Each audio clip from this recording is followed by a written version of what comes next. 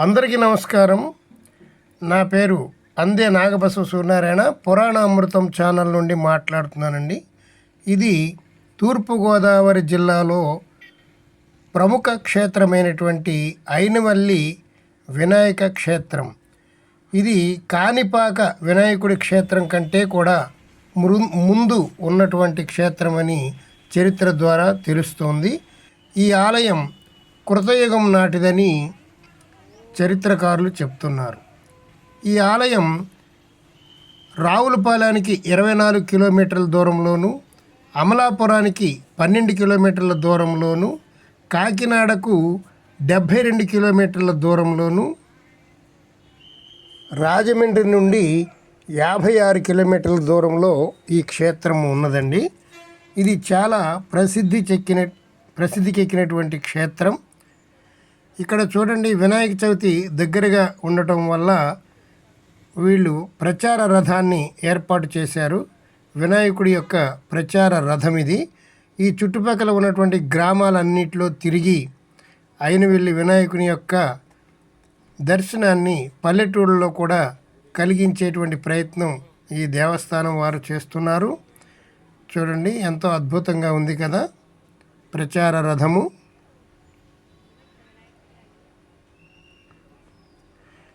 ఈ క్షేత్రానికి క్షేత్రపాలకుడు కాలభైరవుడు. అయినవల్లి వినాయక క్షేత్రం గురించి కొంత సమాచారం ఇప్పుడు తెలుసుకుందాం. స్థల పురాణం ప్రకారం ఈ ఆలయం చాలా పురాతనమైనది, కృతయుగం నాటిది అని చెప్తున్నారు. వ్యాస మహర్షి ఈ ఆలయంలో ఉన్నటువంటి వినాయక విగ్రహాన్ని ప్రతిష్ఠించారని చెప్తూ ఉంటారు.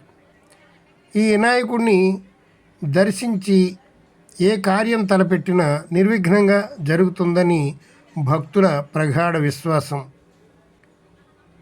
ఇక్కడ తులాభారం కూడా ఉంది చూడండి. ఇక్కడ వినాయక స్వామి వారు దక్షిణ ముఖి అయి ఉంటారు. ఆలయం లోపల విశాలమైనటువంటి ఆవరణ ఉంటుంది. ఈ ఆవరణలో శ్రీదేవి భూదేవి సమేత కేశవ స్వామి ఆలయం కూడా ఉంది. అలాగే శివుడు ఆలయము, అన్నపూర్ణ సమేత అన్నపూర్ణాదేవి ఆలయం కూడా ఉంది. శివకేశవులకు భేదం లేదని ఇక్కడ వారందరూ పూర్తిగా నమ్ముతారు. ఈ ఆలయంలో నిత్యం లక్ష్మీ గణపతి హోమం జరుగుతుందండి. ప్రతి సంవత్సరం లక్షల సంఖ్యలో పెన్నులతో అభిషేకం చేసి ఆ పెన్నులను విద్యార్థులకు పంచుతారు. విద్యార్థులు ఆ పెన్నులతో అభిషేకం చేసినట్లయితే వారి యొక్క పరీక్ష విజయవంతమవుతుందని ప్రగాఢ విశ్వాసంతో ఇక్కడి ప్రజలందరూ కూడా, విద్యార్థులందరూ ఈ ఆలయానికి వచ్చి పెన్నులు తీసుకువెళ్ళడం జరుగుతూ ఉంటుంది. ఈ స్వామికి కొబ్బరికాయ కొడితే చాలు మన కోరికలన్నీ తీరుస్తారని చాలామంది చెప్తూ ఉంటారు. ఈ స్వామివారికి కొబ్బరి నీళ్లతో, పళ్ళతో ప్రతిరోజు అభిషేకాలు నిర్వహిస్తూ ఉంటారు. ఈ ఆలయం చూడడానికి చాలా అద్భుతంగా ఉంటుంది.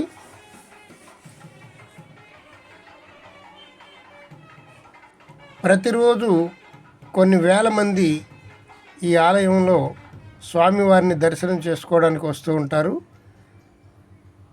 చూడండి, ఇది మూషిక వాహనము.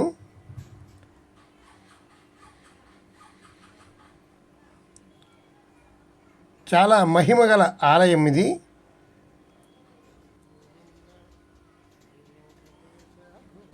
ఇక్కడ స్వామివారికి గరికలతో పూజ చేస్తే చాలా ఆనందిస్తారట వినాయక స్వామి. ఆలయం చూడండి ఎంత విశాలంగా ఉందో.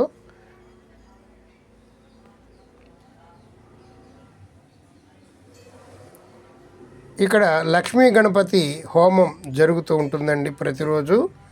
ఈ హోమంలో మనం కూడా పాల్గొనవచ్చును.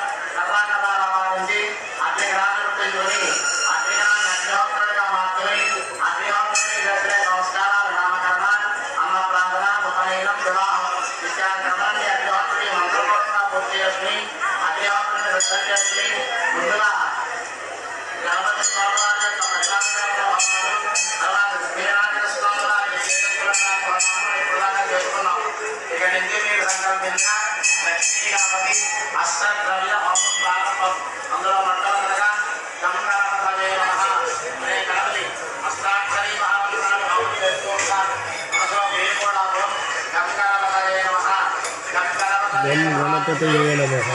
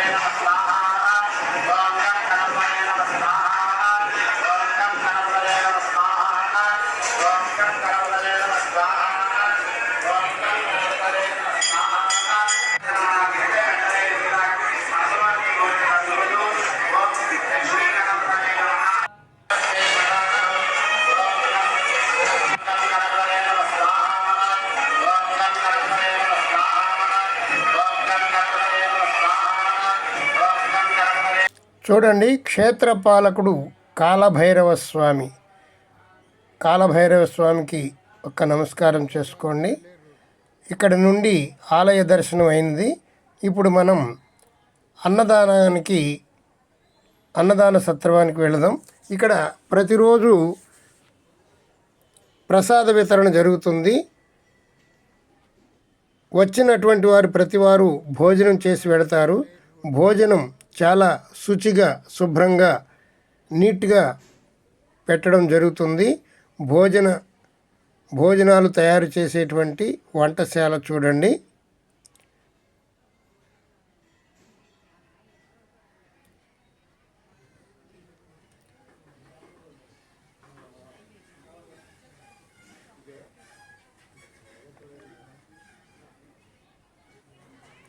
ఇదిగోండి, భోజనాలు చాలా నీట్గా పెడతారు.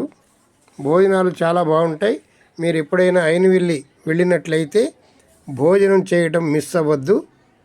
ఆ విఘ్నేశ్వర స్వామి ప్రసాదం తీసుకుంటే మనకి జయం జరుగుతుంది. నేను నా భార్యతో కలిసి ఇద్దరం వెళ్ళి ఆ విఘ్నేశ్వర స్వామి దర్శనం చేసుకొని అన్నప్రసాదం స్వీకరించి వచ్చాము. మాకు చాలా ఆనందం అనిపించింది.